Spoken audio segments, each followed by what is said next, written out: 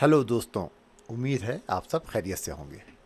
दोस्तों, आज मैं आपको बताऊंगा कि हम गिलास मटेरियल से बनी हुई बोतल को किस तरह बना सकते हैं। देखिए, गिलास जो है वो एक बड़ा ट्रिकी मटेरियल होता है, इसकी ड्राइंग करना ज़रा ट्रिकी होता है, लेकिन खैर मैं आपको बताऊंगा। सबसे पहले मैं आपको ये बता दूं कि मैंने इसके लिए जो पेपर इस्तेमाल किया है वो ब्लैक कलर का पेपर है, जैसा कि आप देख सकते हैं, यानी सफ़ेद रंग की पेंसिल। इसके बाद मैंने ये किया है कि आप देखें कि मैंने 3 लाइनें यानी 3 लकीरें खींची हैं पैरेलल। ये 3 लकीरें मैंने इसलिए खींची हैं ताकि मैं इससे इन लाइनों से रेफरेंस लेते हुए बोतल को बना सकूं। आप ये देखें कि मैं किस तरह से कर रहा हूं। जैसा कि आप देख सकते हैं कि मैंने अब स्केच कंप्लीट कर लिया है बोतल का। अब मैं आपको बताऊंगा कि इसमें मैं शेडिंग किस तरह से दे रहा हूँ। आप इसको पूरा देखते रहिएगा। आखिर में जाके आपको बहुत सी ट्रिक्स और बहुत सी टेक्निक्स पता लगेंगी, और मैं आपको ये भी बता दूं कि ये ट्यूटोरियल मैं इंतहाई डिटेल में बना रहा हूं, और आप इसको पूरी तरह फॉलो कर सकते हैं और आप भी बेहतरीन ड्राइंग बना सकते हैं अगर आपका दिल चाहे तो आप इसे देखते रहिए, पूरा देखिए। मैं आपको अब बताता हूँ आगे। जैसे कि अब आप देख सकते हैं कि मैंने जो रेफरेंस लाइन थी वो मैंने मिटा दी हैं, और अब मैंने बोतल में अंदर की तरफ वाइट पेंसिल से शेड डालना शुरू कर दिया है। अब आप ये देखिए कि अंदर की तरफ मैं वाइट पेंसिल से शेड डालता जा रहा हूँ। ये इस वक्त जो मैं काम कर रहा हूँ, मैं बोतल का जो कैप है वो सॉलिड गिलास का बना हुआ है, तो उस पे इस वक्त मैं काम कर रहा हूँ, और मैं कोशिश करूँगा कि वो बनने के बाद सॉलिड ऐसा लगे कि सॉलिड गिलास से बना हुआ है। ये इसमें कोशिश यही है, पेंसिल का इस्तेमाल है, वाइट पेंसिल का ब्लैक पेपर के ऊपर। तो इसमें हो ये रहा है कि जो लाइंस हैं, आउटलाइंस की मैं बात कर रहा हूँ, वो आउटलाइन मैंने डार्क रखी हैं, और जब मैं अंदर की तरफ शेड डालता हुआ आता हूँ तो मैं पेंसिल को बहुत लाइट कर देता हूँ, पेंसिल की शेडिंग को। आप इसे खुद देख रहे होंगे।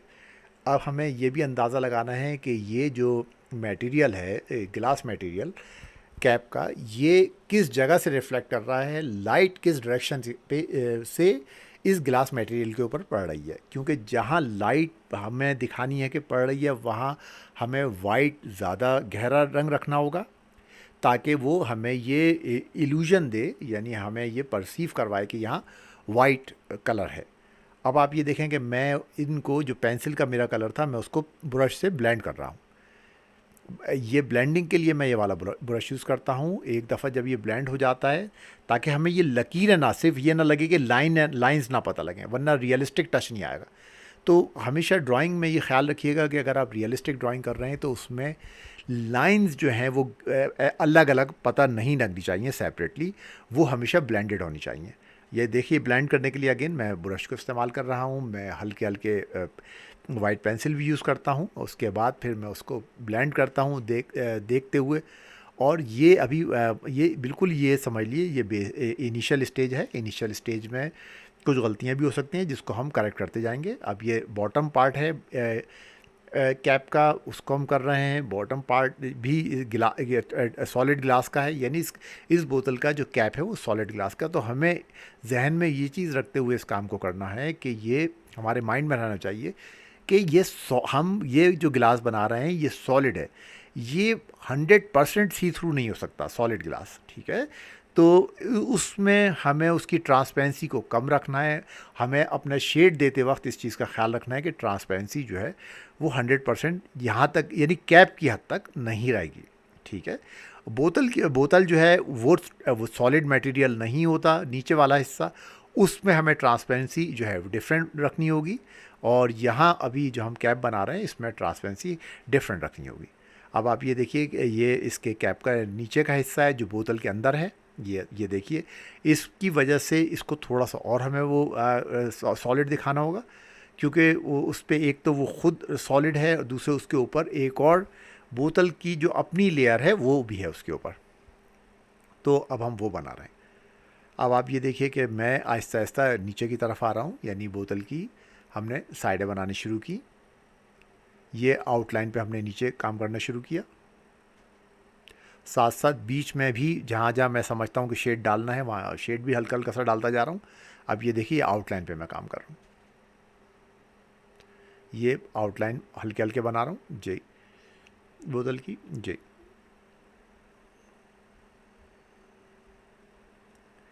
ये मैं आउटलाइन बना रहा हूँ। अच्छा, मैं आपको एक बात, ये बॉटम है या, अच्छा एक और चीज़ ये बताऊँ कि देखें ये बोतल जो है, इसका जो बॉटम पार्ट है वो भी सॉलिड ग्लास है।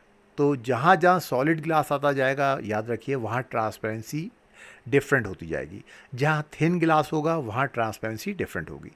तो हमें जब हम शेड दे रहे हैं, हमारे पास एक पेंसिल, हमारे पास एक मीडियम है, ठीक है, वाइट पेंसिल हम इस्तेमाल कर रहे हैं। आगे जाके मैं वाइट पेन भी हल्की हल्का बहुत कम मुख्तलिफ जगहों पे इस्तेमाल करूँगा जहाँ मुझे हाईलाइट्स बनानी होंगी, ठीक है ना। लेकिन हमें ये ख्याल रखना है कि हम क्योंकि वाइट पेंसिल इस्तेमाल कर रहे हैं, तो वाइट पेंसिल ही से हमें ये भी दिखाना है कि सॉलिड ग्लास कौन सी जगह पे है और थिन ग्लास कौन सी जगह पे है। तो इसके लिए आप देखेंगे हमें शेड करते हुए इस चीज़ का ख्याल रखना है। उसके सिंपल तरीका उसका यह है कि जब आप थिक गिलास बना रहे हैं तो आप ज़्यादा वाइट कलर इस्तेमाल करेंगे, ठीक है, यानी वाइट शेड ज़्यादा होगा आपका। लेकिन जहाँ आपको थिन दिखाना है वहाँ सिर्फ आप रिफ्लेक्शन आप दिखाएंगे। जैसे मैं अभी ये बोतल के ऊपर के हिस्से को बना रहा हूँ, आप देखें तो मैंने, आपने देखा कि दो वाइट डॉट दिखाएं, ठीक है। ये वाइट डॉट जो अभी बहुत विजिबल है, लेकिन आहिस्ता आहिस्ता मैंने ब्लेंड कर दूंगा तो ये मिक्स हो जाएंगे।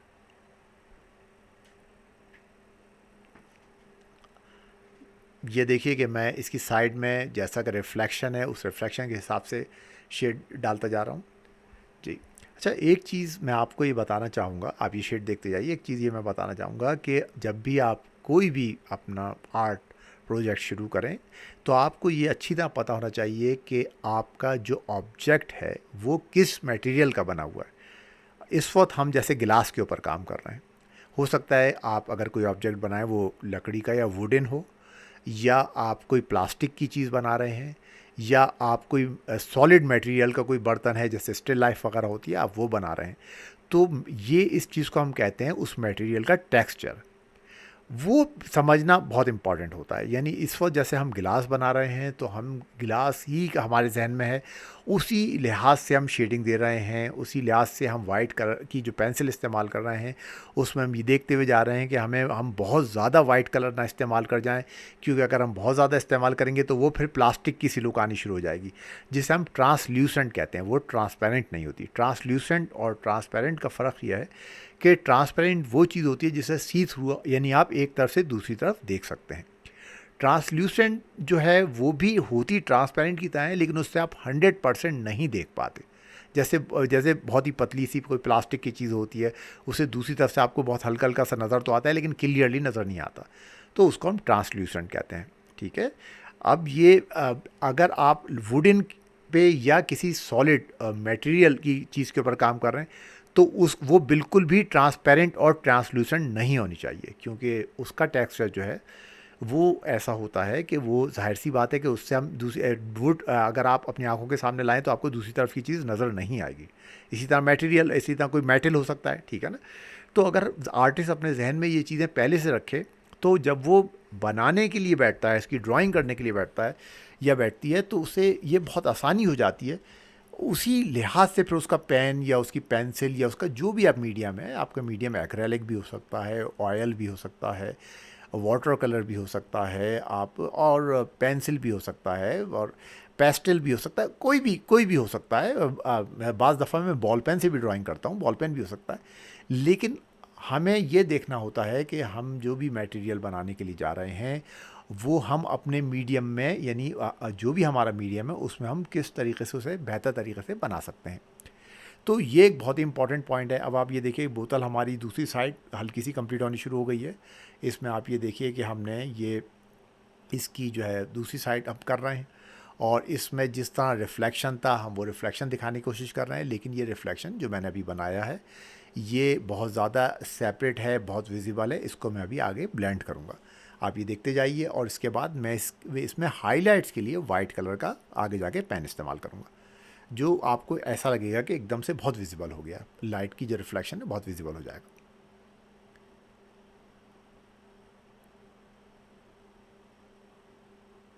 जी। और दूसरा और कुछ और हिंट हैं, वो हिंट ये है इनके, देखिए मैं आपको बताऊं कि मेरे ख्याल में तो शायद हर आदमी आर्टिस्ट बन सकता है। आर्ट एक ऐसा तरीक़ा है जिसमें आप कोशिश कीजिए कि एक रियलिस्टिक आर्ट है जो हम इस वक्त कर रहे हैं, इट्स अ रियलिस्टिक आर्ट, ये रियलिस्टिक आर्ट है, बिल्कुल सही है, मुझे बहुत पसंद है। लेकिन मुझे एब्स्ट्रैक्ट आर्ट भी बहुत पसंद है, मुझे क्यूबिज़म भी बहुत पसंद है, मुझे सुरियलिस्टिक भी बहुत पसंद है, मुझे वाटर कलर में भी का आर्ट भी बहुत पसंद है। तो आर्ट मुझे आर्ट किसी भी तरह का हो सकता है। तो कभी भी आप, अक्सर होता है लोग, बाज़ जो मेरे दोस्त हैं आर्टिस्ट, वो बेचारे जो हैं उन्होंने आर्ट स्टार्ट किया, लेकिन बाद में उन्होंने कहा यार हमसे तो बिल्कुल वैसी चीज़ नहीं बनती जैसी रियलिस्टिक तुम बनाते हो। तो बेसिकली रियलिस्टिक बनाना ही आर्ट नहीं है, ये बिल्कुल क्लियर होना चाहिए। और आर्ट जो है असल में, आर्ट जो है वो आर्टिस्ट का अपनी क्रिएशन होती है, और हो सकता है कि वो आपकी इमेजिनेशन से बनी हुई चीज़ हो। जैसे सल्वाडोर डाली है, सो रियलिस्टिक आर्टिस्ट हैं, वो रियलिस्टिक आर्ट नहीं करते, पिकासो एब्स्ट्रैक्ट आर्ट करते। अब आप देखिए कि मैं वाइट पेन यूज़ कर रहा हूँ, और आप ये देखिए कि जैसे मैं वाइट पेन यूज़ कर रहा हूँ हाइलाइट्स के लिए, तो वो हाइलाइट कितनी विजिबल और कितनी वाजे होती चली जा रही हैं। अब आप खुद देखिए इस चीज़ को, तो यानी white on top of white, लेकिन दिस इज़ मोर वाइट, यानी पेंसिल से ज़्यादा वाइट है ये। तो इससे हम हाईलाइट बना रहे हैं, यानी जब आप फाइनल के करीब आते जाते हैं तो आप हाईलाइट बनाते हैं, ठीक है ना। यानी आप, यानी कह लीजिए कि आपके पास क्या होता है, एक फ्लैट टोन होती है जिसमें आप सबसे पहले आप लेयर क्रिएट करते हैं, उसके बाद आप मिड टोन क्रिएट करते हैं, जैसे कि मैंने पेंसिल से क्रिएट किया, आपने देखा। फिर थर्ड आप हाईलाइट क्रिएट करते हैं। हाईलाइट क्या होती है कि वो आपकी तस्वीर को उठा देती है। अच्छा, ये जो मैं बात बता रहा हूँ, ये हर किस्म के मीडियम के लिए है, ये ऑयल में भी यही होगा, एक्रेलिक में भी यही होगा, और आपके पेंसिल से आप काम करेंगे उसमें भी यही होगा। बस ये है कि आपको ये समझना है कि आप अपने मीडियम को कैसे यूज़ करें। अब आप ये देखें कि मैं रिफ्लेक्शन दिखाने की कोशिश कर रहा हूँ, तो मैं किस तरीके से वाइट पेन से हाइलाइट्स बना रहा हूँ इसके ऊपर, ये है। और आर्ट के लिए मैं ये कह दूं कि अगेन प्रैक्टिस एक ऐसी चीज़ है कि जो जिस आदमी ने, जिस इंसान, जिस औरत ने, जिस गर्ल और बॉय ने की, वो इसमें कामयाब हुआ, वो आर्ट बनाने लगा। मैंने ये बात देखी। इसमें मैं नहीं समझता है कोई स्पेशल चीज़ होती है।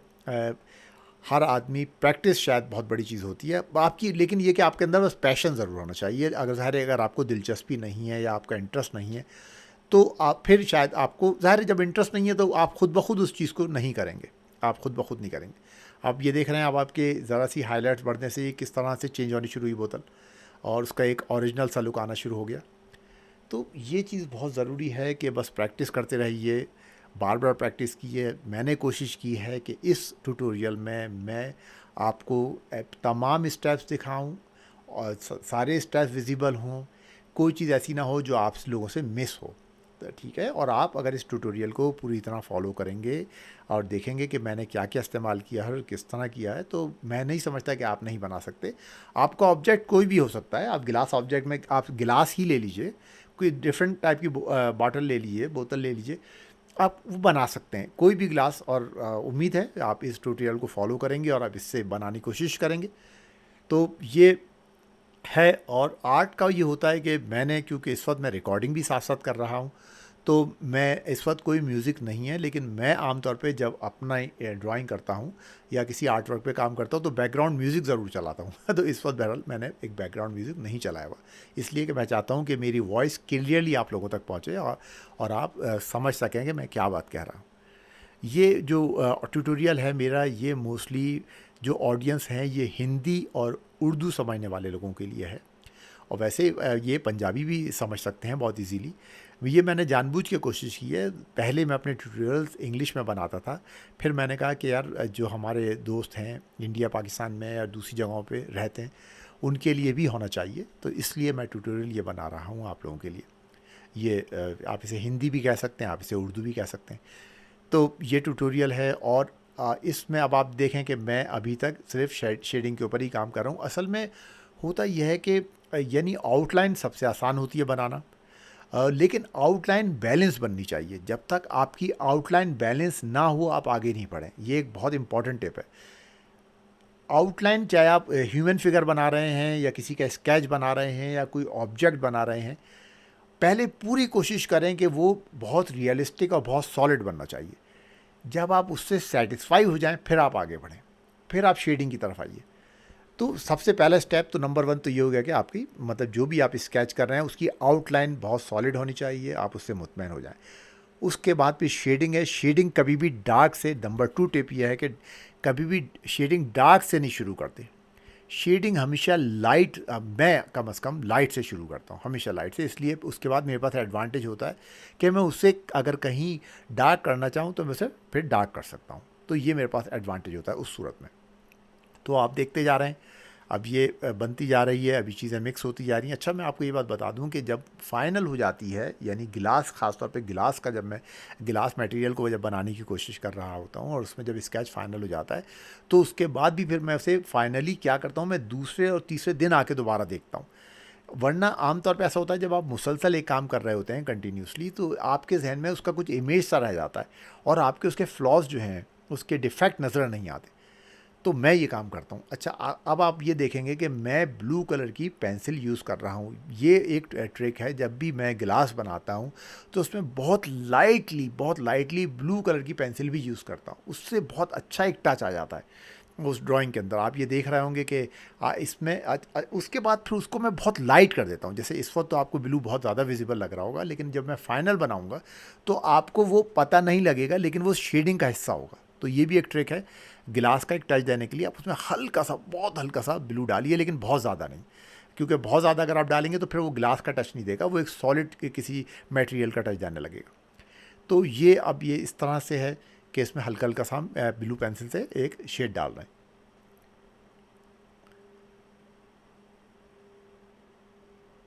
अब ये तकरीबन फाइनल होने की तरफ जा रही है। जो भी आप इसे कह लें, स्केच कह लीजिए, आप इसे पेंटिंग कह लीजिए। अच्छा, एक और चीज़ मैं आपको बताऊं कि देखिए, कभी भी आप पेंटिंग बनाएं तो पेंटिंग को वो 100% रियलिस्टिक नहीं बनाइएगा। ये मैं आपको एक बहुत काम की बात बता रहा हूँ। उसकी वजह ये है कि आप फोटोग्राफ नहीं बना रहे। फोटोग्राफ के लिए तो आपके पास कैमरा मौजूद है। मतलब ये अगर आप जो हैं, ये हालांकि रियलिस्टिक है, आप कभी भी इसको 100% रियलिस्टिक नहीं बनाइए। इसको हम कहते हैं स्टाइलाइज करना, यानी हल्का सा थोड़ा सा तब्दील करके बनाएं तो वो स्टाइलाइज कहलाता है। उम्मीद है आपको ये ट्यूटोरियल पसंद आया होगा। उम्मीद है कि आप इससे फ़ायदा उठाएंगे और it will help you to learn something, ठीक है। और मैं आपसे ये रिक्वेस्ट करूँगा कि आप मुझे प्लीज़ कमेंट में ये बताइए कि आप और क्या किस किस किस चीज़ को बनवाना चाहते हैं, क्या चीज़ है जो आप मुझसे मज़ीद दोबारा बनवाना चाहते हैं। कोई और ऑब्जेक्ट है। वैसे मेरे ट्यूटोरियल्स आते रहेंगे, लेकिन आपसे एक रिक्वेस्ट है कि प्लीज़ आप इसको सब्सक्राइब कीजिएगा और इसमें आप कमेंट्स भी ज़रूर दीजिएगा और इसे लाइक भी ज़रूर कीजिएगा। और जो लाइक माइंडेड लोग हों, जो जो आप समझते हो आपके फ्रेंड्स हैं, दोस्त हैं, जिन्हें आर्ट से इंटरेस्ट हो, उनके साथ प्लीज़ शेयर भी ज़रूर कीजिएगा। मैं अब आपसे इजाज़त चाहूँगा, जो है ये कंप्लीट हो गई है। इसके बाद मैं जो हूँ आपसे, मतलब अब इंशाल्लाह नेक्स्ट ट्यूटोरियल में मिलूँगा। Bye for now.